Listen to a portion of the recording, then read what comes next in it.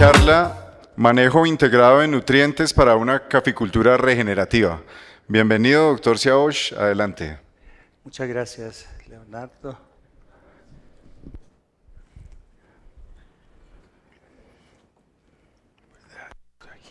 Muy buenas tardes. Espero que se encuentren muy bien. Tengo el gusto de presentarles en el día de hoy, ahí sí se ve, una presentación que se relaciona. Sí, ¿pueden proyectar, por favor? Sobre manejo integrado de nutrientes en el cultivo de café, y se va a combinar, digámoslo así, se va a cruzar versus una tendencia que hoy en día está tomando mucho auge, que es la agricultura regenerativa. Mi nombre es Siaosh Sadeguian, soy investigador de la disciplina de suelos de CENICAFE. Y vamos a ver si esto funciona. Ahora, ya sí, ya casi. El contenido, una introducción relativamente breve. Voy a basarme en algunas premisas del doctor Ratan Lal, que comenta sobre lo que debe ser la agricultura regenerativa, qué premisas tiene, y con base en esas premisas voy a desarrollar, digamos, la charla misma. Requerimientos nutricionales. ¿Eso no tiene señalizador? No parece. De la mitad, ya, correcto. Requerimientos nutricionales de café, referirme al balance de nutrientes, fertilidad de suelos, manejo integrado de nutrientes, y por último tratar el tema de fertilización y manejo de la acidez del suelo. El mercado de café a nivel mundial se ha ido creciendo cada vez más. Ayer estaba en una presentación y hacía referencia de que más o menos se ha incrementado en los últimos 25, 30 años de manera sostenida la demanda y la producción de café en cerca de 3 millones de sacos. Y eso equivale más o menos a una cuarta parte de lo que produce Colombia. Y como consecuencia de esa misma demanda, se han aumentado las áreas y se han buscado, digámoslo así, incrementar la productividad. Y esas son las dos estrategias que existen hoy en día para satisfacer la demanda de café. Ahora bien, dentro de cualquiera que sea esas dos estrategias, el manejo de la nutrición, el manejo de la fertilidad del suelo, con el objetivo de dar una buena, adecuada nutrición de las plantas, en ese caso el café, es un requisito determinante, pero también producir de manera respetuosa con el medio ambiente es algo fundamental para tener sostenibilidad a través de tiempo. Esa es una foto que yo tomé alguna vez en un departamento central cafetero. Lo que muestra es pérdida de plantas, pérdida de la densidad del cultivo, pérdida de productividad, pero más allá de eso lo que se ve son signos de erosión que se vienen presentando, y eventualmente la falta de conciencia también para manejar el suelo, para que el suelo no se pierda. Pero no solamente en café, en muchísimos cultivos en el mundo, hoy en día el manejo, digamos en los últimos años, ha sido bastante deficiente en términos conservacionistas. Y se ha presentado una degradación muy fuerte de los suelos, que es la base, digámoslo así, de la producción de los cultivos. Si no hay suelo, no hay, digamos, actividad agrícola. No más mencionar que el hecho de estar mecanizando el suelo, arando, rastrillando, lo que ha hecho es que se vaya degradando, se vaya oxidando cada vez más la materia orgánica del suelo. Y cuando se pierde la materia orgánica del suelo, en cultivos, por ejemplo, que se aran y rastrillan, o se rastrillaban antes cada 6 meses, lo que hacía era degradar la materia orgánica, reducir la materia orgánica, y eso afectaba todas las propiedades físicas y químicas y biológicas de ahí en adelante.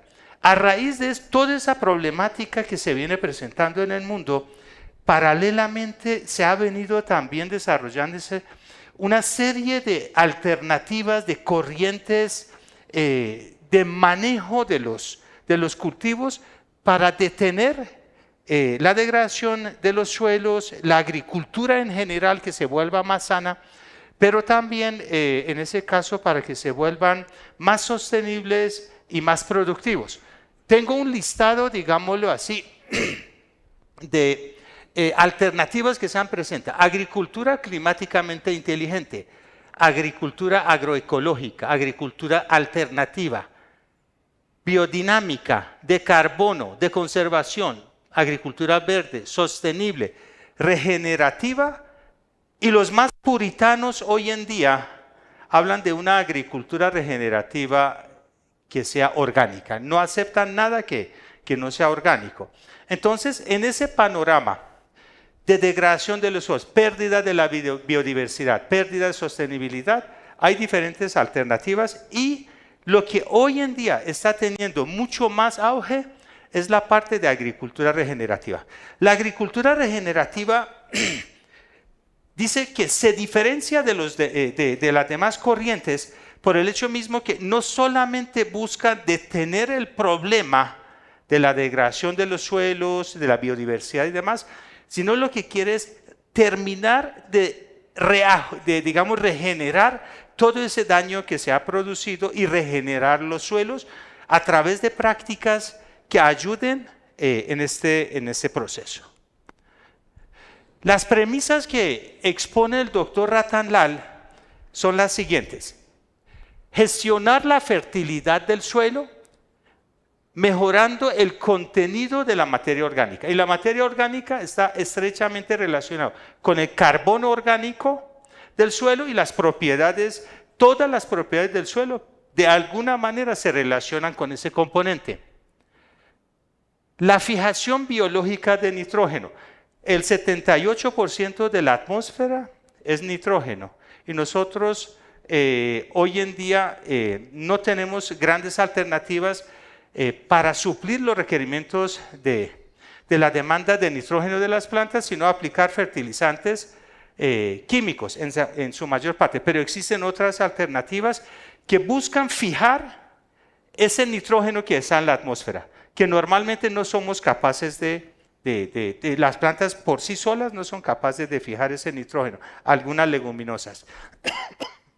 Y entonces, ese es otro propósito, de absorber, de fijar ese nitrógeno que está en la atmósfera, y reciclaje de nutrientes en lugar de estar aplicando de manera indiscriminada fertilizantes. Y allí no dice que no hay que aplicar fertilizantes, lo que está diciendo es que no se aplique de manera irracional. El segundo dice mejorar la estructura del suelo, mejorar la macroestructura y la microestructura del suelo, los agregados del suelo. ¿Y cómo lograr ese propósito? En ese caso, aumentando la actividad y diversidad de especies de la biota, por ejemplo, lombrices, microorganismos y raíces de las plantas, en vez de estar arando. Hay una, digamos, corriente fuerte también hoy en día de agricultura de conservación, que es conservar el suelo y en buena medida no arar el suelo, como estaba comentando. Y una de esas corrientes también, una de esas vías, es en vez de estar arando para aflojar el suelo, hacer siembras directas y dejar las raíces en el suelo. Y no arar otra vez para exponer de nuevo las raíces, para incorporar el carbono al suelo en forma de raíces de las plantas. Esa es una manera muy eficiente de lograr incorporar carbono orgánico al suelo. Y eso al final, con el paso del tiempo, va a generar más materia orgánica, Una parte, no todo, y otra parte es a través del ciclaje de nutrientes de las hojarascas que caen y demás. Aumentar la disponibilidad del agua verde, principalmente de la lluvia, mediante la conservación de lluvias, la reducción de la pérdida por escorrentía, el agua superficial que se va perdiendo, la evaporación, lo que se pierde desde el suelo por la temperatura, la moderación de la temperatura del suelo y el fenómeno del sistema de raíces profundas. Una de las alternativas grandes que hay hoy en día, por ejemplo en Brasil se ha hecho bastante énfasis, es buscar que las raíces de las plantas se profundicen más. Y a medida que se profundicen más, hacen que absorban el agua que está en mayores profundidades y no depender tanto y no afectarse tanto por el clima de seco, digamos en ese caso. Controlar la erosión hídrica y eólica. En nuestro caso es más bien con la erosión hídrica. No hay tanto erosión, pérdida del suelo superficial por el viento. Mediante medidas preventivas de mantenimiento de una cobertura vegetal continua, cultivos de cobertura y agricultura de conservación en lugar de la formación curativa del suelo y estructuras vegetativas. Manejo de la acidificación del suelo. A medida que se hace un manejo de la acidez del suelo, que el suelo es menos ácido, las raíces crecen más, son más eficientes tomando los nutrientes. Los suelos tienen una capacidad para retener elementos como calcio, magnesio y potasio. Cuando se corrige la acidez del suelo, aumenta esa capacidad para retener los nutrientes que no se pierdan también por exceso de lluvia. Y además de esto, estar aplicando los fertilizantes, los nutrientes en cantidades que la planta requiere y de manera, digamos, equilibrada. Mejorar la infiltración del agua a través de prácticas que conduzcan a que no exista endurecimiento de la superficie del suelo, a través de las raíces, a través de tener plantas haciendo hoyos, mejorando la estructura del suelo. Bien, voy a referirme a los requerimientos nutricionales de café y haciendo diferencia en tres términos. Un término es la extracción. La extracción en ese caso se refiere a la cantidad, a pesar de que existen diferentes formas de verlas y diferentes definiciones, en ese caso la extracción es lo que la planta, principalmente a través de sus raíces, es capaz de absorber del suelo, absorber los nutrientes que hay en el suelo. Lo otro es partición. Partición es, ya tomé los nutrientes, ¿cómo distribuyo, cómo particiono esos nutrientes? Una parte se va para las raíces mismas, otra parte para el tallo, las ramas, hojas y demás, una parte para los frutos. Y lo otro se llama remoción. Remoción son los nutrientes que se remueven del lote, que se sacan del lote y que no se devuelven al lote. Por ejemplo, las hojas terminan cayéndose, entonces los nutrientes que estaban en las hojas se reciclan o que estaban en las raíces se quedan allí, pero los frutos en buena medida se sacan del lote, a menos que en el caso de café, por ejemplo, se devuelva la pulpa de café como abono orgánico y eso se recicla. Aquí tenemos unos datos de la cantidad de biomasa o materia seca o peso de la planta en una estación de Cenicafé en Huila, en órganos vegetativos, no reproductivos de la parte aérea, de 25.000 toneladas. Y ustedes aquí ven que en la parte de frutos, hasta los 4 años, ha producido 520 arrobas en promedio. Una cuarta parte de esto solamente está en los frutos. Y la visión misma del productor muchas veces va dirigido mucho más hacia los frutos, sin pensar que realmente para obtener esa producción yo tengo que armar el chasis, tengo que armar las estructuras para obtener una buena producción. ¿Dónde pongo yo los frutos? En las ramas. Y las ramas tienen que crecer, necesitan nutrientes, necesitan hojas para alimentar a esos frutos que están aquí. El mismo tallo sirve de, digamos, de nutrientes, se movilizan desde el tallo hacia los frutos para sostener esto. Pero otra parte también de eso está, ustedes ven, en forma de, se alcanza a ver, hojas.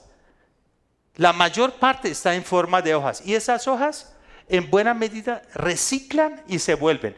Viendo el ciclo completo del café de 60 meses, más de la mitad de los nutrientes están en las hojas que se devuelven al final, de la parte vegetativa.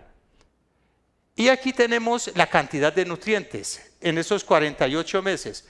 Nitrógeno y potasio son los que más absorben, luego viene el calcio y luego viene el magnesio, el fósforo y los micronutrientes que se ven en esa parte. El calcio en su mayoría se queda en los órganos vegetativos y su proporción, por ejemplo, ustedes pueden ver, es como una tercera parte de lo que es nitrógeno y potasio, pero en los frutos no es tanto. Miremos aquí, esa es la cantidad total de nutrientes que están en el fruto en 100 arrobas de café. En 100 arrobas de café hay 30 kilos de nitrógeno, una parte está en la pulpa, otra parte está en la semilla misma. El potasio, donde más hay es potasio, está en la pulpa, pero ustedes miran aquí la proporción de calcio, es mucho menos que la parte que está en los órganos vegetativos, y en buena manera eso se explica porque el calcio es un elemento estructural, no puede moverse de allí, tiene una baja movilidad, no puede moverse de allí ir a los frutos, digámoslo así, porque digamos la planta termina desmoronándose también, es estructural.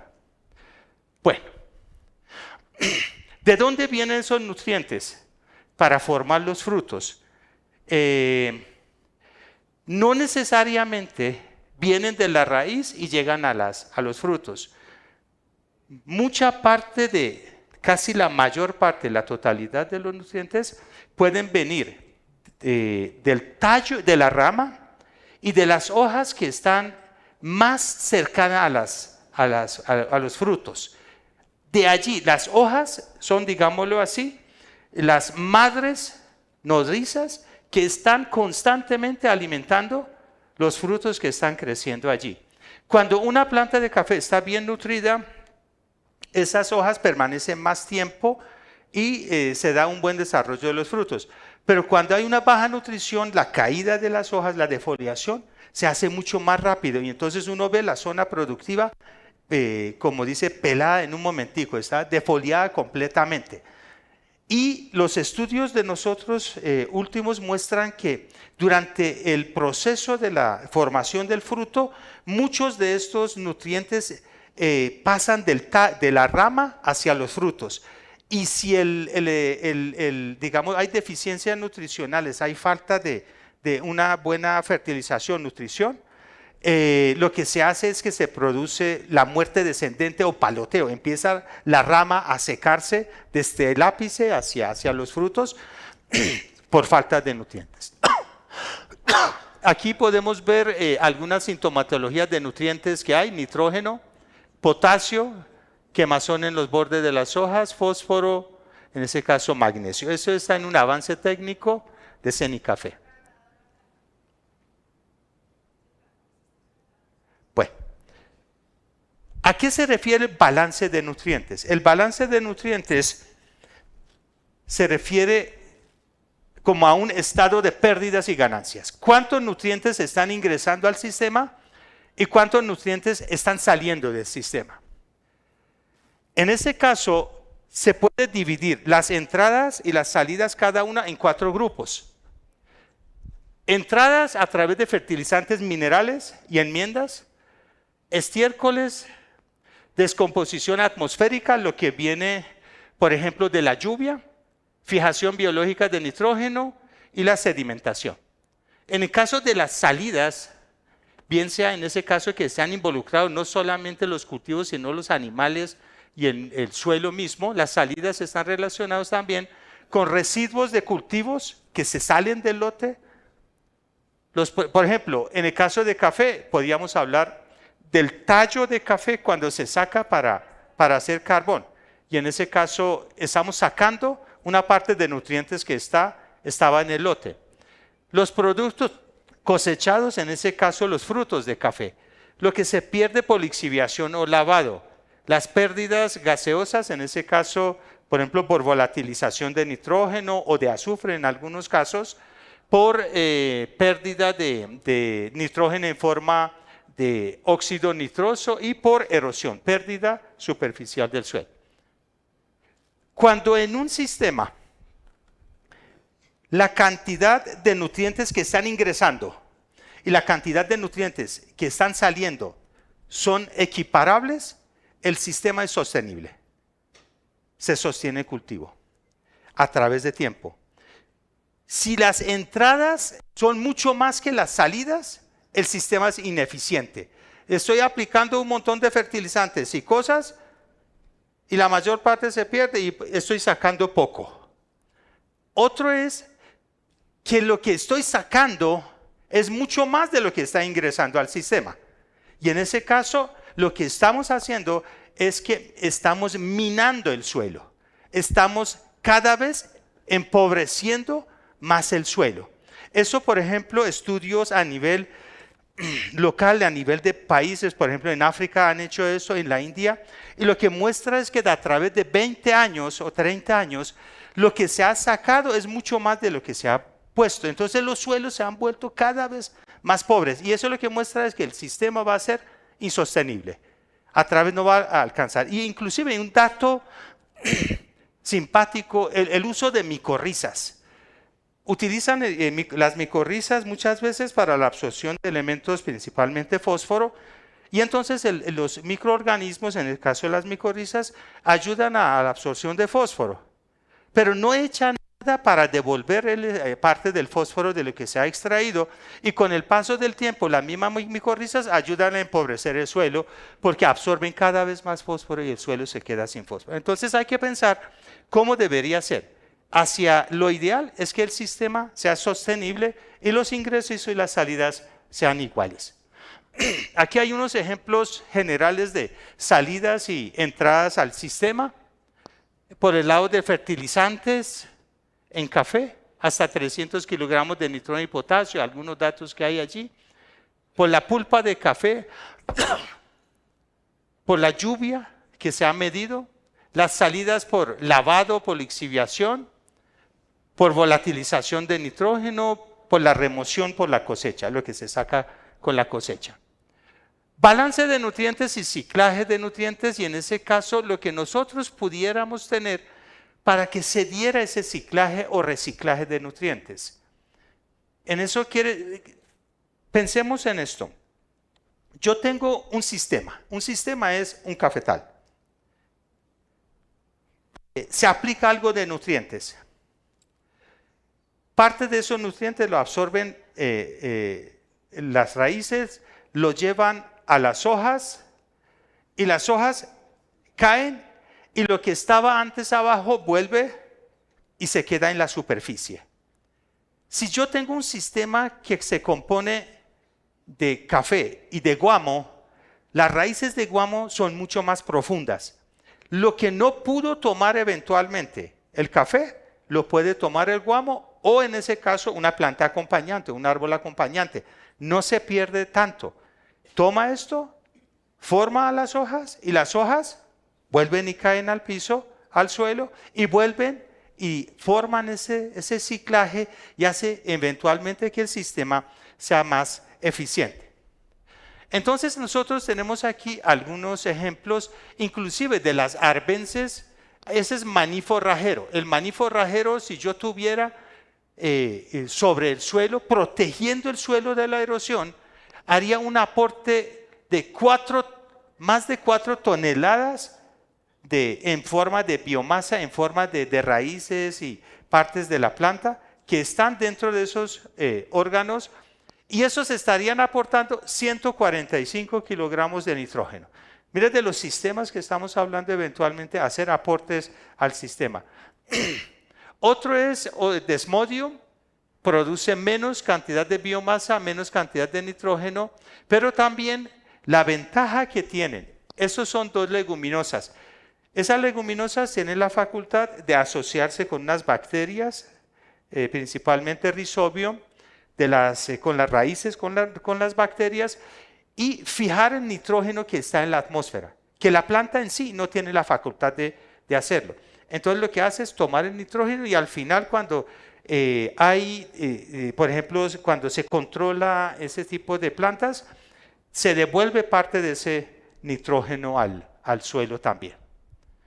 Aquí tenemos datos de otras especies, guandul, crotalaria, tefrosia, plantas que son leguminosas también. Leguminosas quiere decir en ese caso que tienen vainas y tienen la facultad de fijar el nitrógeno de la atmósfera, que sembrándolos en asocio con café como sombrío parcial o aparte, pueden hacer aporte de biomasa, carbono, raíces principalmente, pero también los nutrientes que pueden aportar.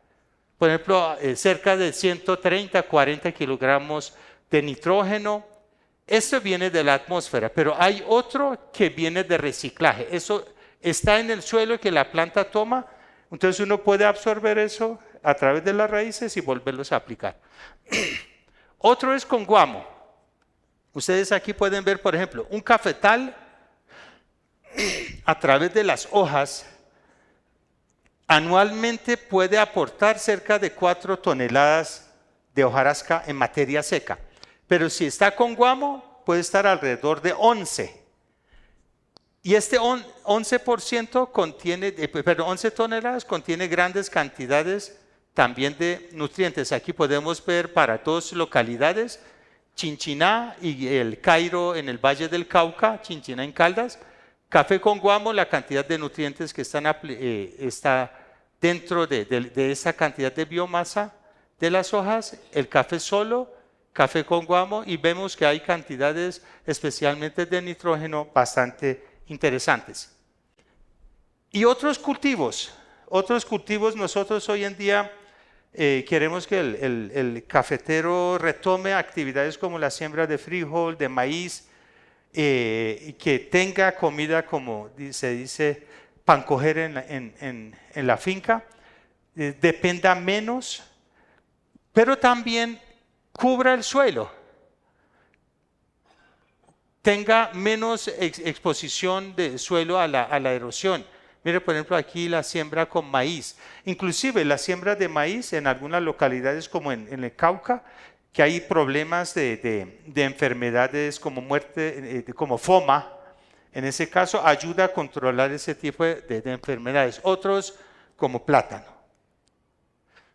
Bueno, fertilidad del suelo. La fertilidad del suelo se refiere a la capacidad que tiene el suelo para proporcionar nutrientes a las plantas en forma balanceada y en cantidades suficientes. Y esa fertilidad tiene diferentes componentes. Ese es como yo digo, a veces uno relaciona propiedades físicas, químicas y biológicas relacionadas con la fertilidad. Es como hablar de la salud. Entonces uno habla de la salud ser humano, inclusive en la salud del suelo hoy en día. Ayer estuve en el Congreso Nacional de la Ciencia del Suelo y el lema es la salud del suelo. Es un tema que eventualmente no conocemos, pero en los últimos 20 años se viene hablando de la salud del suelo.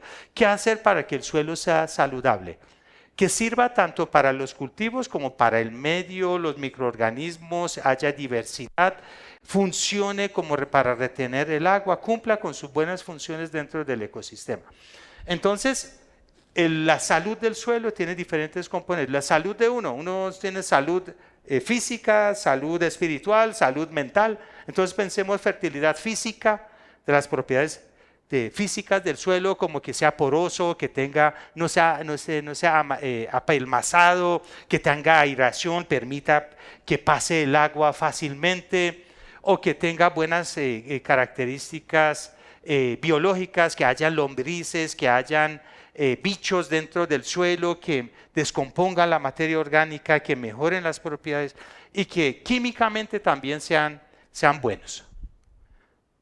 Y aquí aparecen algunas propiedades físicas, químicas y biológicas Y principalmente nosotros no podemos en muchas ocasiones mejorar las propiedades físicas. Por ejemplo, la textura, la cantidad de arena, limos y arcilla no se cambia, pero la estructura del suelo sí. Si nosotros tenemos más materia orgánica, más residuos orgánicos, más actividad de los microorganismos, vamos a mejorar la estructura del suelo. La fertilidad del suelo tiene un efecto bastante significativo en la productividad.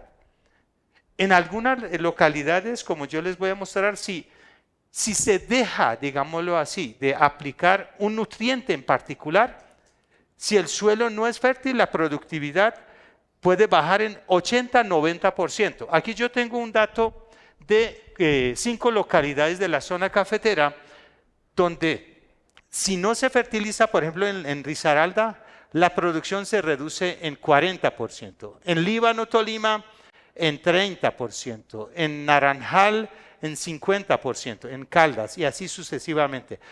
¿A qué se debe esto? ¿Por qué esas diferencias?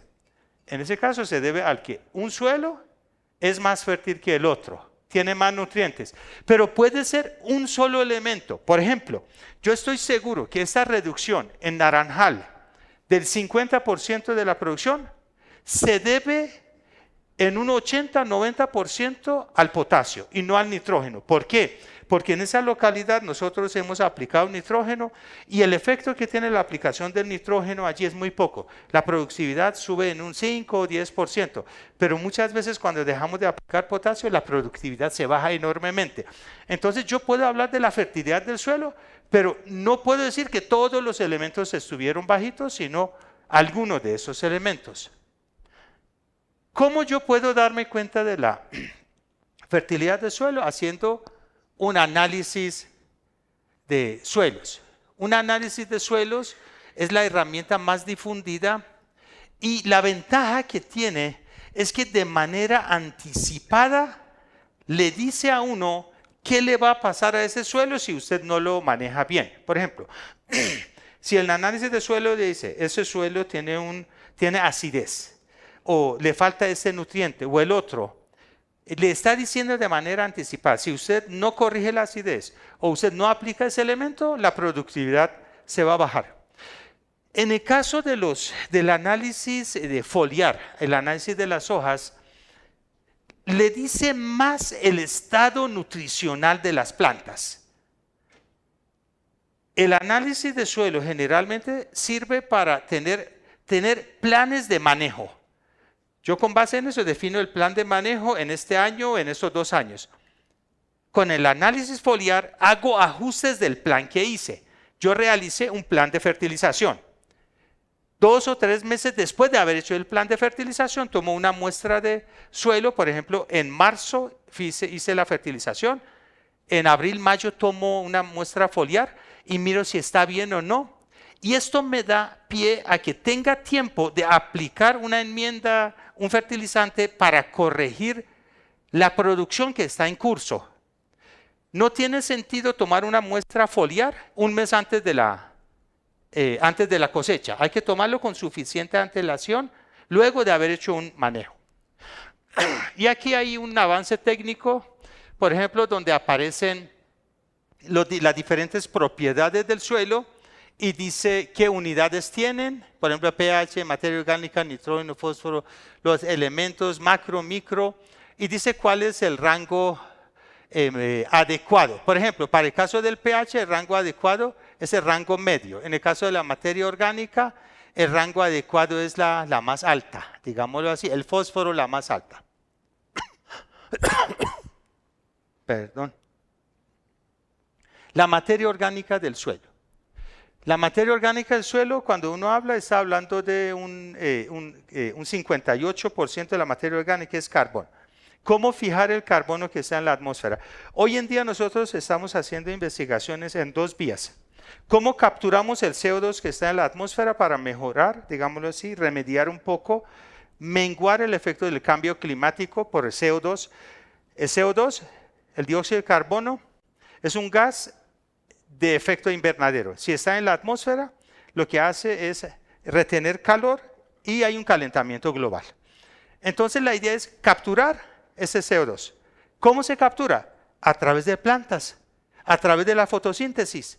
Cada vez que las plantas están haciendo fotosíntesis, lo que están haciendo es tomando el CO2 y lo llevan a sus diferentes órganos. Y una de las vías hoy en día que está de moda, que falta que profundicemos un poco más, es una vez que está en forma de tallo, por ejemplo, el café, tomar ese tallo, convertirlo en biochar o biocarbón. Ese biocarbón ya no se descompone tan rápido y yo puedo tener esto almacenado inclusive en el suelo. Como les digo, hace falta más investigación para saber. Hay muchos que le atribuyen efectos, digamos, mágicos, pero puede ser que no. Hace falta más investigación. Pero dentro de ese tallo estaba el carbono. Y de esa manera lo que se hace es ese carbono no se devuelva otra vez al suelo. Esa es una forma, conservar el suelo. El suelo es el mayor depósito de carbono. En el suelo hay más carbono que la atmósfera, que las mismas plantas. Si se pierde esa capa superficial del suelo que tiene mucho carbono, se está perdiendo el suelo. Si se oxida ese carbono del suelo, se pierde más carbono hacia la atmósfera y estamos contribuyendo al cambio climático. Entonces, es una pieza infaltable la materia orgánica que tiene carbono en todo lo que tiene que ver con el suelo, las propiedades del suelo, la seguridad alimentaria, el agua, energía, mitigación del cambio climático. Si no tuviéramos suelos que fueran ricos en materia orgánica, en carbono, el suelo no funcionaría como un poro. En los páramos, cuando hay plantas, hay poros, hay materia orgánica en el suelo, se absorbe muchísimo más el agua y lo deja liberar poco a poco. Si no hubiera esta materia orgánica, el agua escurriría rápidamente al suelo. Y eso tiene también la materia orgánica, a pesar de que tiene una baja proporción dentro del suelo. Uno habla de 5, 10, 15% en suelos de las zonas calientes, 2, 3% de materia orgánica del suelo. A pesar de ese bajo porcentaje, tiene un efecto determinante en todas las propiedades del suelo. En capacidad para retener los nutrientes, capacidad para retener el agua, formación de agregados o estructuras estables para que no se desmoronen, almacenamiento y aporte de nutrientes y demás. La materia orgánica es diversa en la zona cafetera. Aquí tenemos la profundidad del suelo, desde 0 hasta 40, va bajando. En la superficie hay más materia orgánica y carbono. Y hay diferencias entre un suelo y otro. Mire, por ejemplo, ese suelo de color rojo, ese es San Simón en Tolima, también hay en Huila. Ese suelo tiene 6%, 7% de materia orgánica y va bajando y disminuye. Este suelo es Timbío, un suelo en la meseta de Popayán, que las temperaturas son bajas, la materia orgánica no se descompone, entonces allí hay 20% de materia orgánica en la superficie y a los 35 centímetros llega a ser alrededor de 12 o 15. Y hay una relación entre contenido de materia orgánica y el nitrógeno total. A medida que aumenta la materia orgánica, hay más nitrógeno. No necesariamente todo eso está disponible, sino que esa materia orgánica, con la actividad de los microorganismos, por la acción de los microorganismos y dependiendo de las acciones del clima, se va descomponiendo y libera los nutrientes para las plantas, en ese caso café. Y aquí hay una curva donde muestra la relación que hay entre el contenido de materia orgánica y la producción de café, asumiendo que fuera 100 arrobas o 100%. Por ejemplo, ese sitio, que es una localidad en Santander, ese punto, tenía 5% de materia orgánica, ese 5%. Cuando se dejó de aplicar nitrógeno a los 2 años, en vez de producir 100, producía 10, o sea, bajó la producción en 90%. Lo que muestra es que el suelo estaba aportando, en ese caso, aporta grandes cantidades de nutrientes. Ustedes ven los suelos que tienen más cantidad de materia orgánica, aun cuando dejamos de aplicar nitrógeno, la producción no baja tanto. Esos sitios, por ejemplo, aquí, dejo de aplicar nitrógeno y la producción solamente baja en 20 o 30%.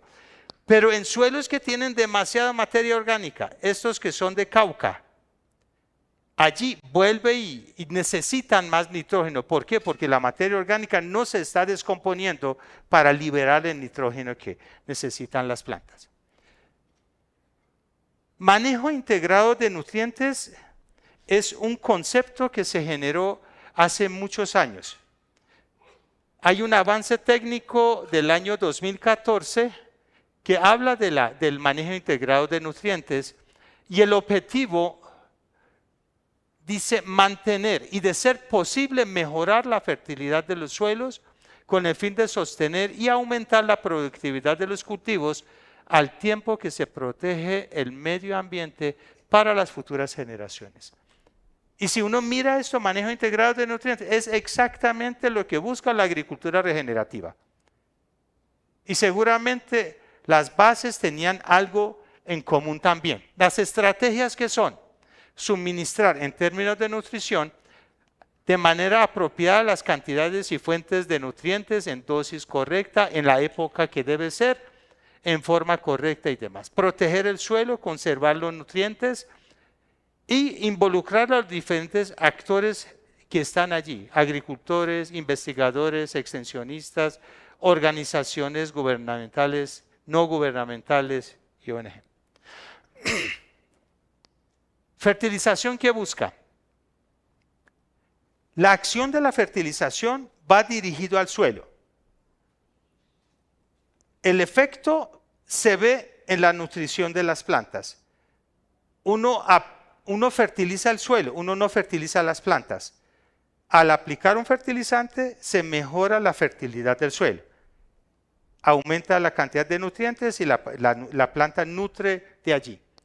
Suple los requerimientos de las plantas, aumenta la productividad, mejora la calidad de las cosechas, devuelve al suelo las cantidades perdidas por diferentes formas, establece balance entre los nutrientes, aumenta la resistencia a condiciones adversas, plagas y mejora la rentabilidad. Factores que aumentan la eficiencia de la fertilización, variedades eficientes y productivas. Hay variedades que producen muy poquitas y por más fertilizante que aplique, no produce mucho. Geisha es una de esas variedades. Produce muy poquito. Es muy poco eficiente tomando los nutrientes. No es capaz. Por más que le echen, tiene sus limitaciones, por ejemplo. Una planta que es susceptible a la roya.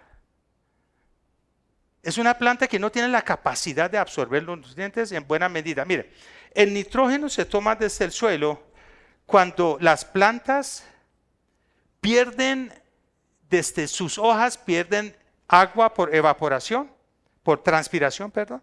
Cuando pierden agua, porque las hojas sudan también, pierden agua. Al perder agua empieza a generarse un vacío dentro de las estructuras, dentro de los tubos conductores que vienen de la raíz, se genera un vacío y entonces empieza eso a funcionar como una bomba. Entonces, si pierde agua, entonces se acerca y toma más, en ese caso, nitrógeno. Cuando hay menos cantidad de hojas, se afecta la absorción de nitrógeno allí, por ejemplo. Si yo tengo una plantación que es afectada por la roya, que ha perdido sus hojas, en ese caso también pierde la capacidad para absorción de nutrientes. Si yo tengo un suelo que es ácido o compactado, las raíces no crecen bien, entonces las raíces no tienen la capacidad de explorar suficientemente el suelo y tomar los nutrientes que hay allí. Entonces hace que la fertilización sea ineficiente. Yo aplico fertilizantes y la planta tiene muy poca raíz, no tiene cómo tomarlas. Establecimiento en épocas adecuadas. ¿Por qué? Porque se siembran en verano, entonces no puede absorber los nutrientes tampoco en ese caso. Prácticas de conservación de suelo, densidades y arreglos espaciales. Aplico mucho fertilizante, pero tengo 3.000 plantas por hectárea, pues. Ahí se está perdiendo toda la efectividad también. Siembra impecable, sol y agua ayudan que sea más eficiente. ¿Por qué? Porque si hay buena cantidad de luz y de temperatura, de agua, las plantas crecen más, son más eficientes tomando los nutrientes, funcionan mucho mejor. Manejo de arbences, control de plagas y enfermedades y nutrientes balanceados. En términos generales, a medida, hablando de la dosis de nutrientes, a medida que la fertilidad del suelo es mayor, hacia allá aumenta. Aquí es poquita, aquí es mucha. Hay que aplicar menos fertilizante. A más fertilidad, menos cantidad de fertilizante. A mayor sombra, hay menos respuesta a la fertilización. Hay que aplicar menos. A mayor cantidad de plantas por hectárea, más cantidad de fertilizante. Y aquí hay unas cantidades en términos generales de nitrógeno, fósforo, potasio, calcio, magnesio, azufre, boro y zinc, en general que se pueden aplicar en el cultivo de café. Por ejemplo, para el caso de nitrógeno, desde 120 hasta 300 kilogramos, dependiendo de la materia orgánica, la disponibilidad de nitrógeno, dependiendo de la densidad, dependiendo de la sombra y demás. Fuentes orgánicas. Aquí tenemos, por ejemplo, pulpa descompuesta, lombrinaza, gallinasa, pollinasa.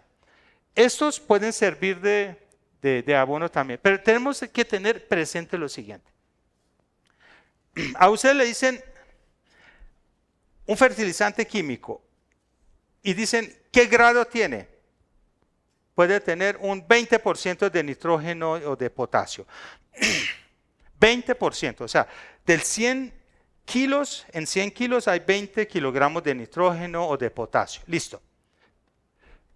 ¿Estos cuánto tienen? Nitrógeno 3, pero tiene 60% de humedad.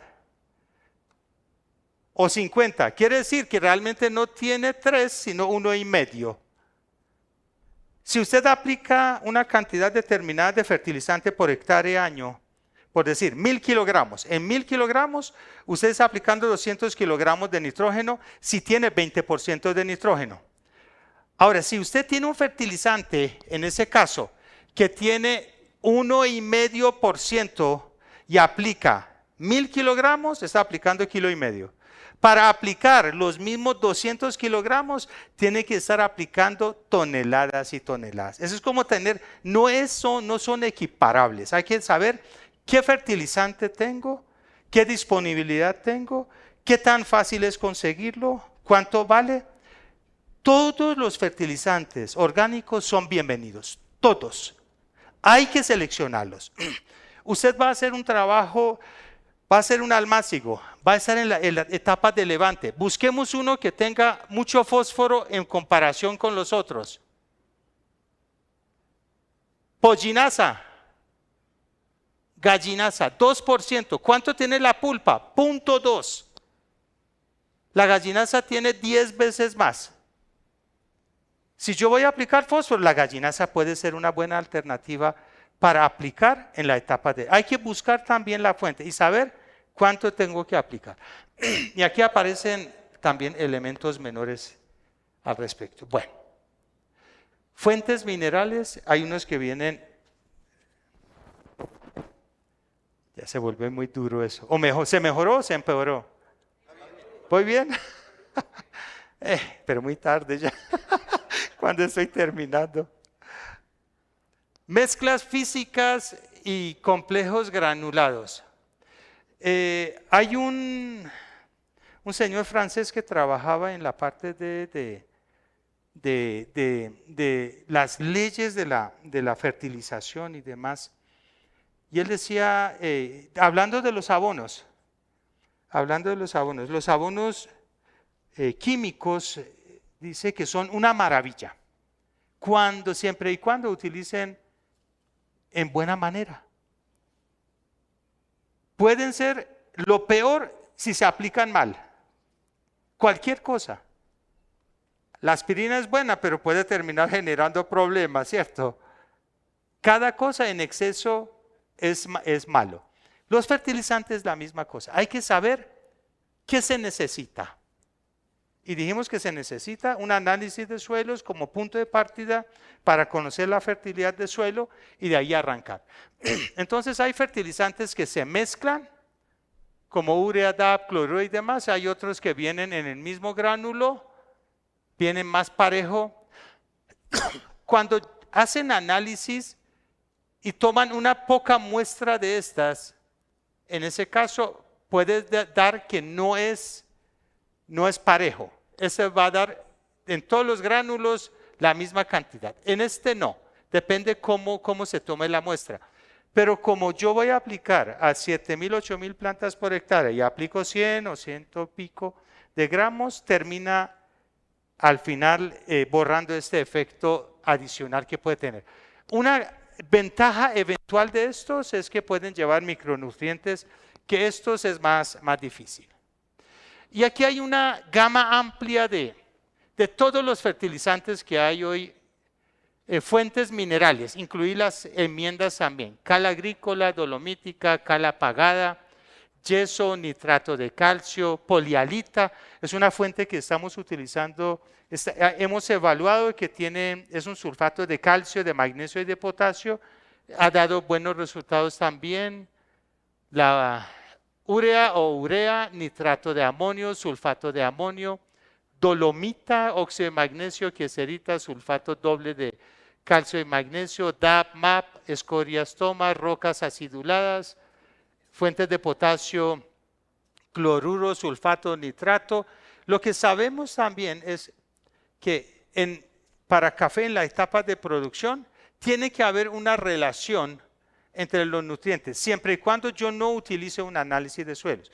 Porque si yo utilizo un análisis de suelos y me dice, venga, ese suelo tiene exceso de fósforo, pues dejo de aplicar fósforo y allí no funcionaría esa relación. Esa relación dice, por cada unidad de fósforo, por cada una unidad de fósforo debe haber 6 de nitrógeno, 5 de potasio y casi 1 también de magnesio y azufre.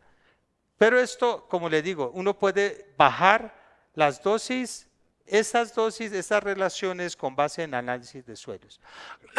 En un trabajo que hicimos, en varios trabajos, evaluando la volatilización de nitrógeno, hay elementos como nitrógenos que se volatilizan. Volatilizan quiere decir que se evaporan y que se van para la atmósfera. Se evaporan, en ese caso, se volatilizan en forma de amoníaco. Y prácticamente, a pesar de que la misma materia orgánica puede tener nitrógeno que se volatilice, pero la urea está en el ojo del huracán, digámoslo así, porque se volatiliza más. ¿Por qué se volatiliza más? Porque la primera reacción de la urea es alcalina. Cuando entra en contacto con el suelo, tiene una reacción alcalina y eso hace que se volatiliza más. Yo no sé si ustedes se acuerdan o no, durante un tiempo decían, no se puede, durante un tiempo no todavía, que no se debe mezclar los fertilizantes nitrogenados con cales. Y eso lo que hace es que empieza a volatilizar más, empieza a oler a amoníaco, entonces se pierde más. En ese caso es algo parecido.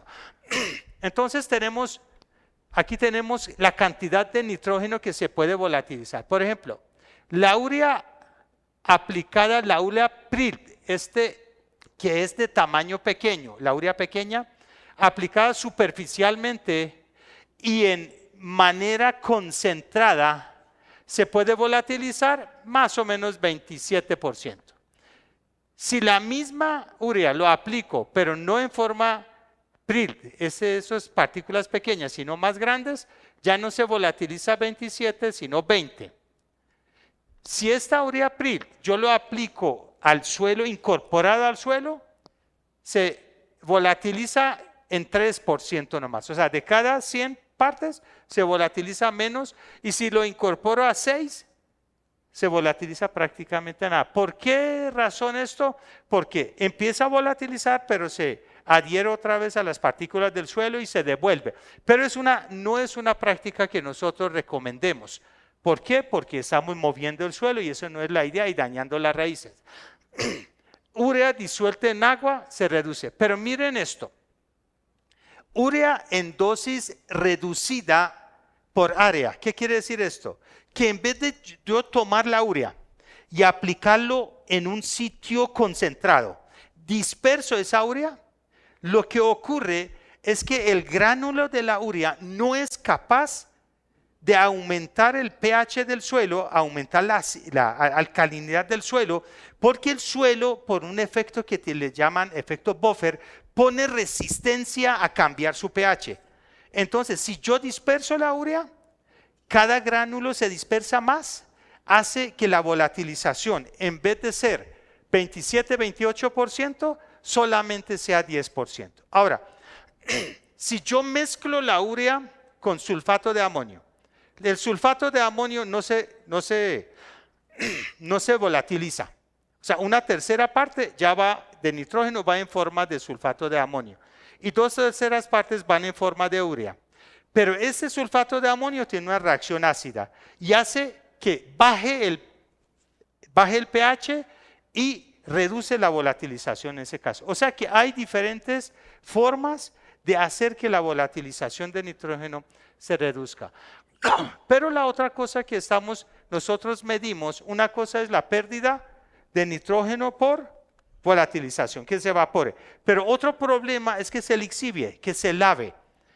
Entonces, dependiendo de la fuente que yo utilice, puede haber más lixiviación y más volatilización. Utilizo urea, se volatiliza más. Utilizo un nitrato de amonio, como tiene nitrato, se lixivia más. Los nitratos se lixivia más que el otro. Eso también. Entonces, cuando uno pone eso en la balanza, miremos aquí, testigo sin nitrógeno. ¿Cómo le fue en la producción? Produjo en una parcela que teníamos 30 kilogramos de café cereza. Aplicamos nitrato de amonio, produjo casi 40. Aplicamos urea, producción de 4 años promedio, 40 kilogramos.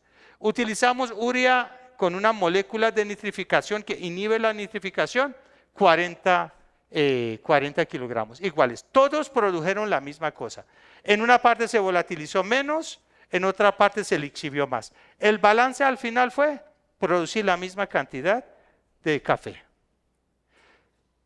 Y también hemos venido trabajando con fertilizantes orgánicos. Excelente, en 3 minutos yo acabo. Abonos orgánicos se necesitan para obtener las mismas producciones, mucho más cantidad, entre 10 y 30 toneladas, pero esos hacen que las propiedades del suelo se mejoren. Pero se puede reemplazar una parte de los fertilizantes químicos por ejemplo, pulpa de café. El 75%, por ejemplo, del fertilizante en forma química y un 25% en forma orgánica. Aplicación de fertilizantes foliares, lo hemos evaluado y no hay respuesta. Aquí tenemos nitrógeno, fósforo, potasio, calcio, magnesio durante 4 o 5 años y en un sitio, aquí está el promedio, no hay respuesta, no hay respuesta. Época de aplicación, tener 2 criterios. Que cuando vaya a aplicar el suelo esté húmedo. No es que llovió la noche anterior y lleva 4 meses sin llover y al otro día yo vuelvo y empiezo a fertilizar, no. Que vaya, escarbe el suelo, tenga humedad, esté a capacidad de campo en los primeros 5 o 10 centímetros. La primera. Que siga estando húmedo el suelo en los siguientes 2 meses. Yo no puedo fertilizar en agosto, julio, a pesar de que el suelo puede estar húmedo. ¿Por qué? Porque en mes de julio y agosto está suelo seco. Terminé la cosecha, compré el fertilizante y apliqué fertilizante en diciembre. Diciembre todavía tiene humedad, pero los meses de enero, febrero, parte de marzo son secos. Entonces esa no es la época de aplicación de fertilizantes y eso va a cambiar también dependiendo del sitio. Mira aquí la distribución de la lluvia y la cantidad. Cocorná, cielo roto, 5.000 milímetros de lluvia al año. Quiere decir, si llueve y no penetra al suelo y va acumulando, 5 metros de suelo yo voy a tener en un año por encima.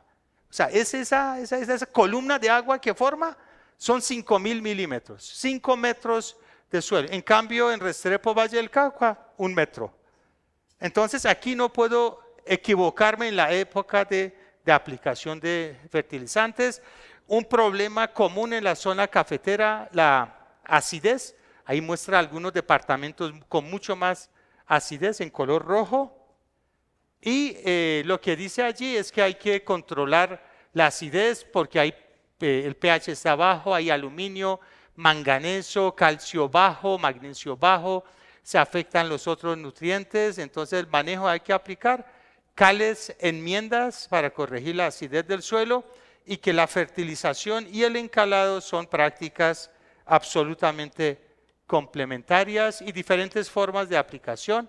En la siembra se debe incorporar la cal al suelo, no aplicarla a las paredes del hoyo, sino incorporarlo, revolverlo y después de ahí en adelante en forma superficial. 3 minutos.